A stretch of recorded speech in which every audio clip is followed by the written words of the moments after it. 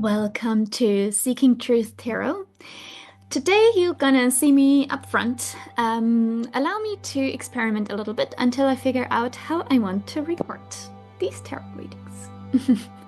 Today I want to do an energy reading for you, for the collective, about this incredible Mercury Square Pluto transit. Mercury is currently in Taurus. Pluto is retrograding through Aquarius. And as we know, Pluto is the planet of transformation, but also somewhat of the underworld. It's, excuse my language, fucking shit up. That is not working anymore. And it basically, it stirs up all of the dirt for you to be able to take it out and to clear things up. Mercury is the planet for communication and the mind and thoughts and all kind of things, interactions, and both together in a square, which is quite a strong aspect. It's very interesting and can bring up a lot of difficult emotions as well, but a lot of difficult interactions, and can have us questioning a lot of the relationships we're in, whether it's with us, with ourselves, or with the people we're in relationship with, or with our business, or with whatever we're doing. And a lot of the times, especially since Pluto is retrograding,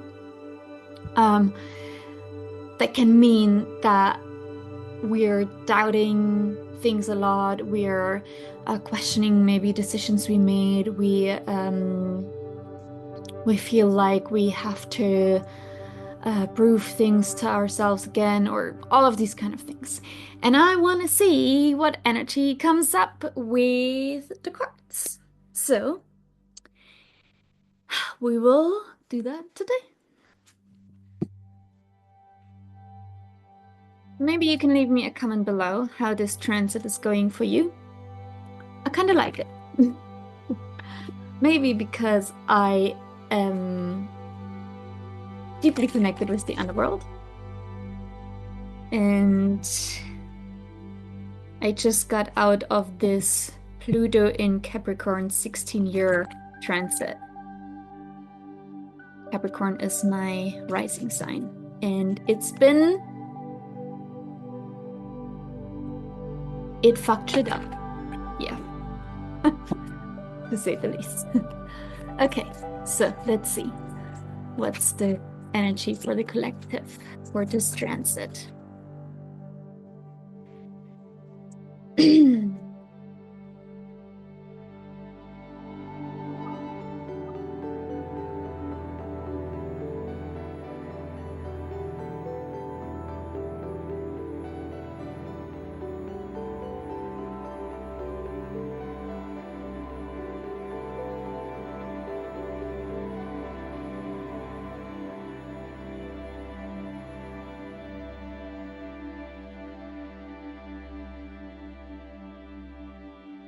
A lot of energy here.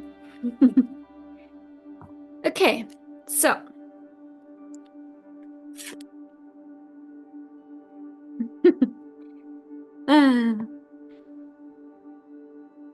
okay.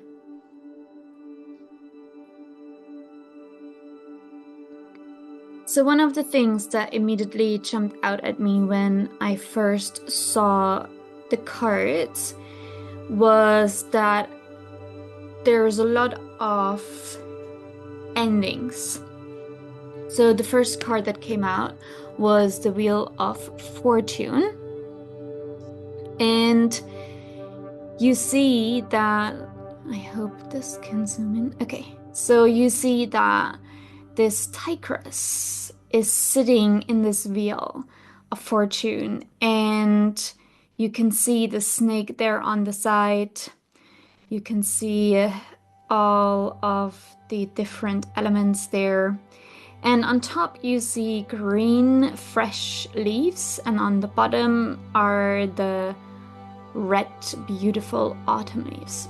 And so to me right now, this means, and what I hear also from this card, not only do we see the snake for the transformation, which literally is the sign for Pluto, right? Transformation, the snake shedding skin, but also to tie things up, to finish things up, to make it round, to close this cycle, and to finish whatever you started. And sometimes that means that, you know, you're coming out of a cycle of 4 seasons, 12 seasons, however many seasons.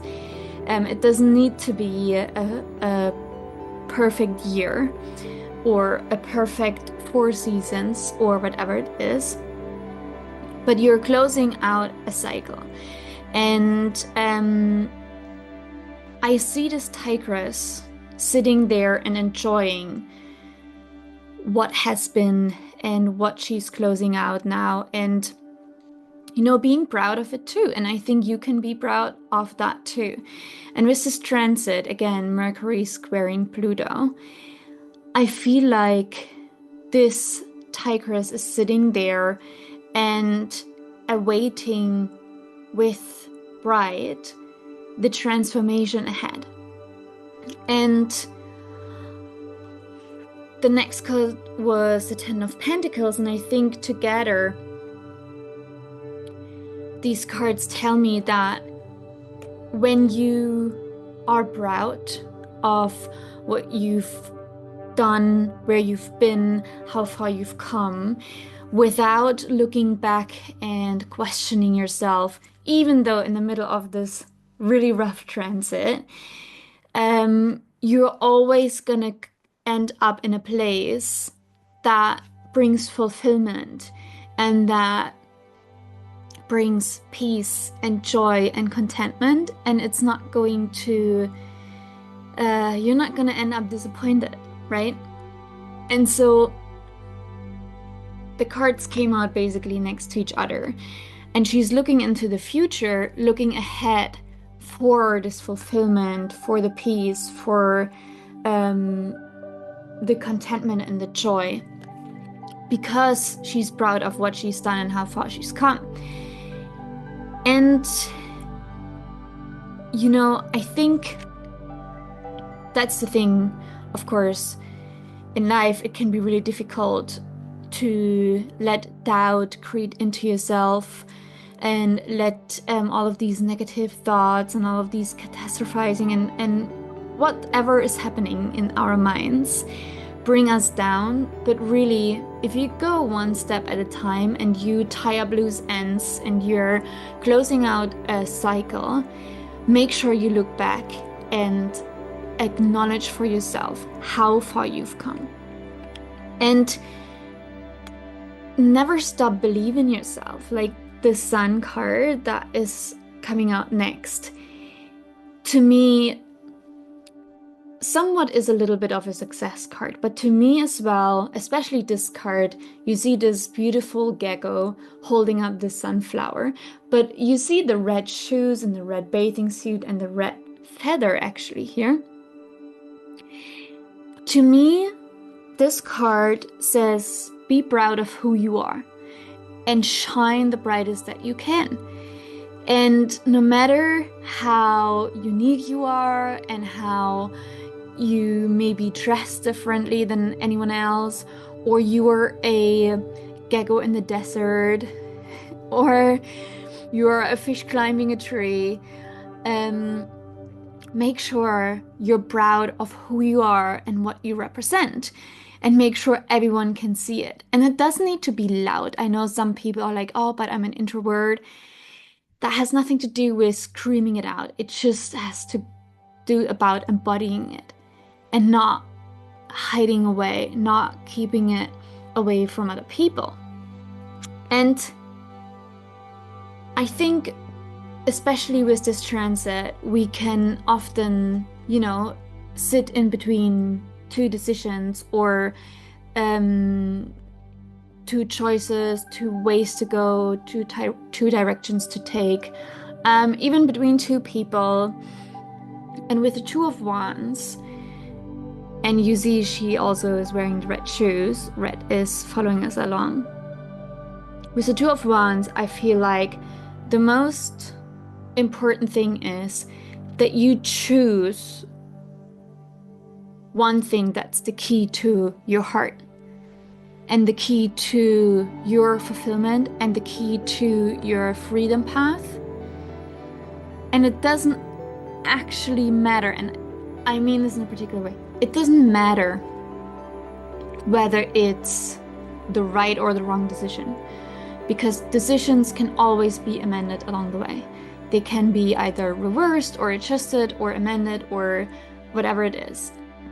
What matters is that you feel good about it. And I recently made a huge decision and it felt really good in the moment. And right now, it doesn't feel good at all. And I would love to change it, but I can't change it in the way that I wanted to. I can't reverse it, which I would have done previously with the resource that I had. I don't have the resource right now. So right now I'm amending and I'm adjusting this decision. And every single day it feels a little bit better that I'm working on amending this decision. And that's really what it's about. You know, you have the key. You have the key to that path that leads you into your personal freedom, into whatever feels good for you. This is latte, by the way.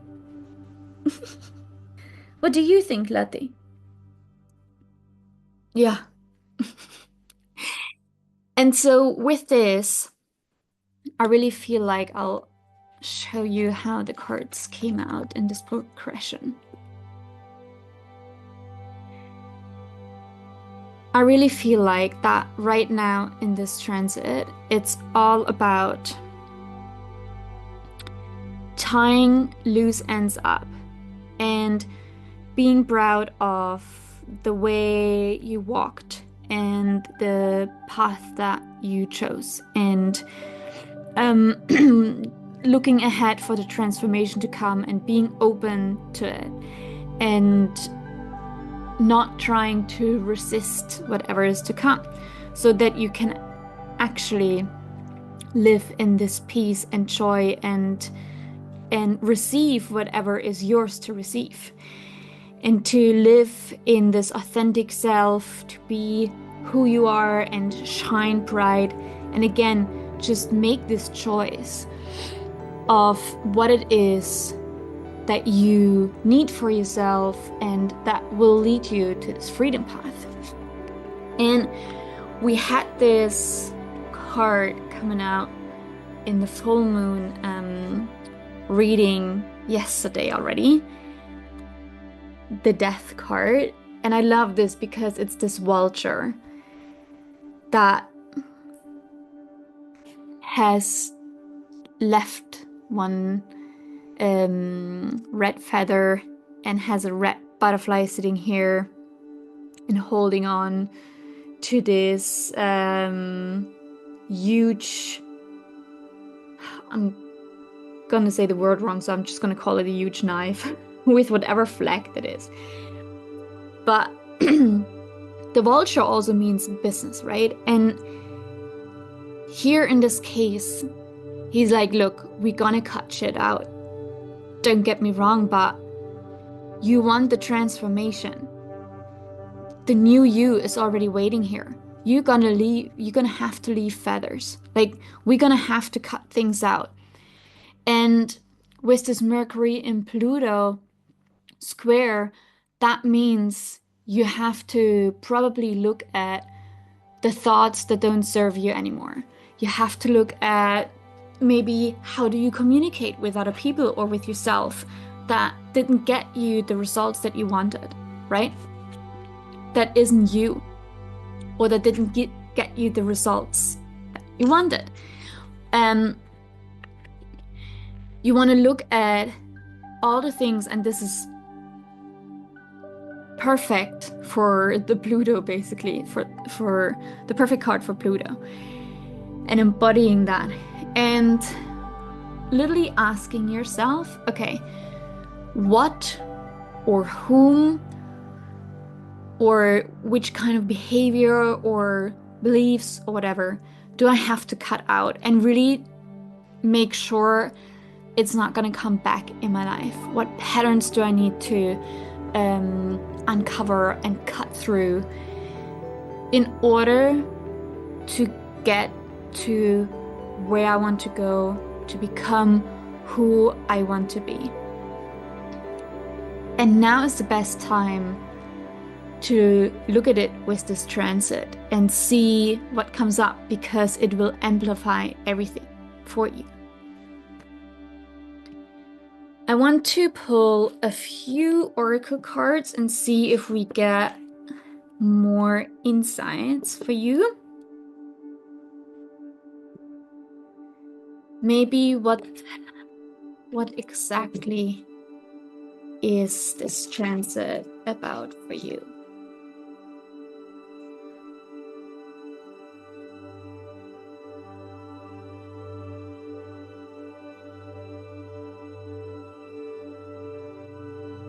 Oh, okay, I see. So the first two cards are the Witch and Harpy of Rage. Is the camera gonna get it? Yes. Okay, so with the Witch card, which is a abbreviation for a woman in total control of herself, I really feel this transit is bringing out what you truly desire, what you truly want out of your life, what it is you've neglected in yourself or for yourself, and whom you maybe have let in your life that took over more time and space and emotional energy and maybe sucked the life force out of you that you haven't set proper boundaries with. And it's time to burn all of this and to, if you like, to create a ritual. Now that you can see there is this outer ring of the full moon and we are still in full moon energy, so you could create a ritual and you could get clarity on what it is really about that you feel would make your life livable and valuable and whatever is important to you, like truly fulfilling, right?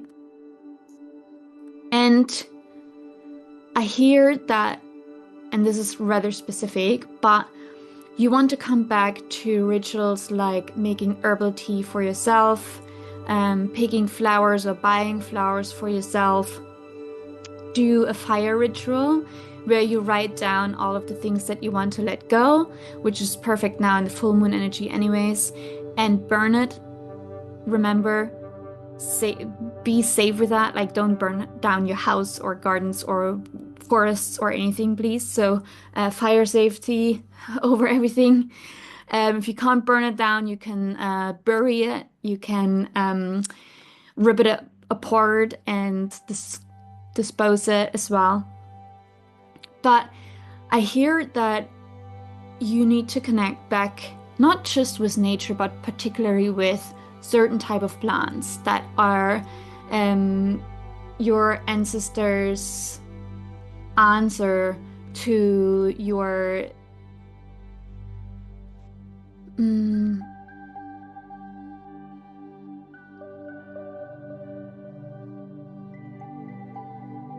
I hear they're your ancestor answers to you being lost. That's what I heard.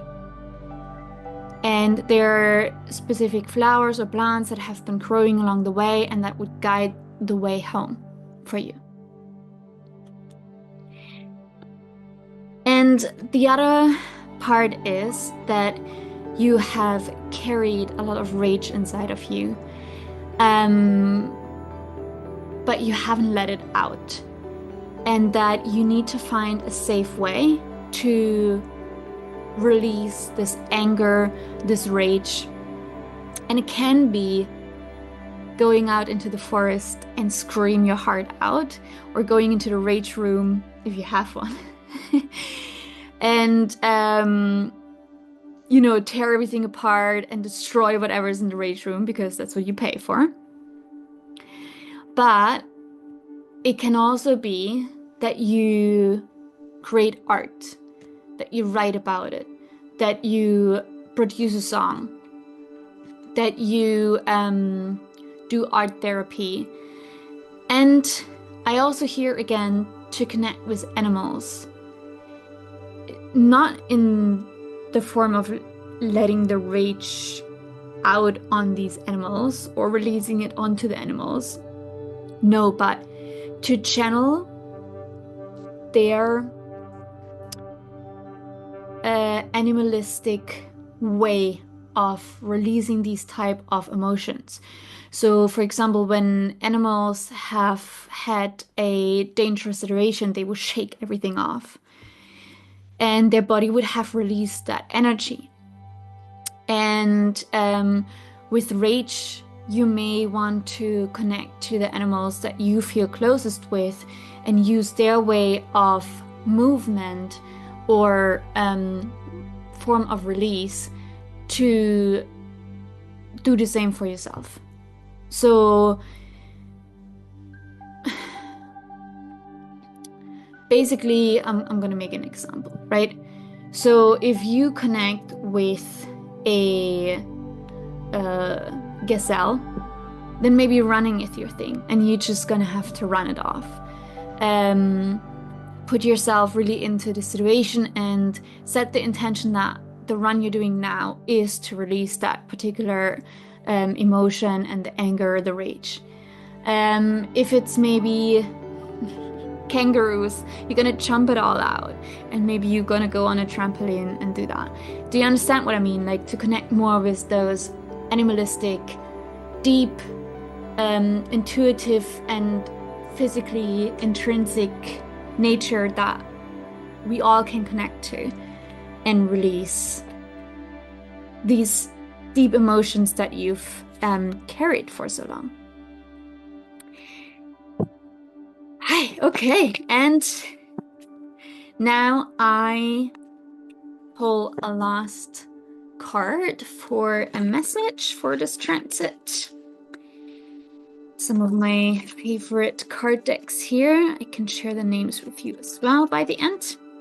If you have any questions, or if this reading resonates with you, I'd love to hear from you in the comments.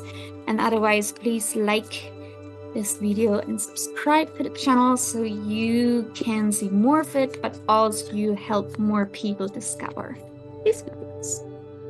And now our last message. Today we have a little bit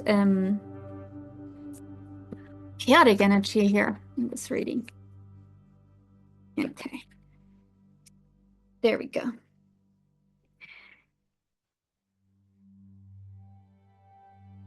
Perception. Okay, so with all this partially heavy energy, with all of these doubts and questions that can come up, with all of the things that can happen, don't put the head in the sand. Don't hide away. Don't give up. Sometimes you just have to actually pull the head out of the sand and turn around, or hang upside down, or twist things around and change your perception of things. Maybe look at it from a different angle.